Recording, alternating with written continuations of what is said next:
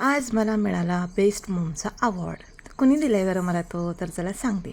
आज आहे workout day चॅलेंजचा 17वा दिवस आणि तुम्ही माझ्या पायात जर सॉक्स बघत असाल तर ते 2 वेगवेगळे सॉक्स आहेत. कारण सकाळी सकाळी मला खूप घाई झालेली होती. म्हणजे आम्हाला ग्राउंडला जायला खूप घाई झालेली होती आणि मला जो म्हणजे दोघांचा पण एक एकच सापडला. दोन्ही जोड्या काही सापडल्या नाही.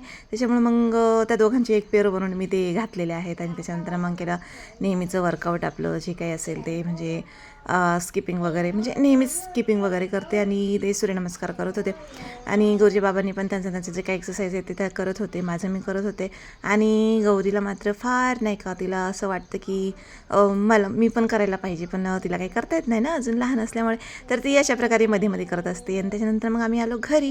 तर काल रात्री ना ब्लिंकिटवरून थोडंसं किराणा सामान मागवलं होतं आणि त्याच्यामध्ये ना ह्या पिशवीवरती बेस्ट मोम म्हणजे मदर्स डे स्पेशल जे काय आहे ते त्यांनी त्याच्यामध्ये तो कप दिलेला होता बनवायला, त्याची कृती वगैरे काय असेल ते करायची होती.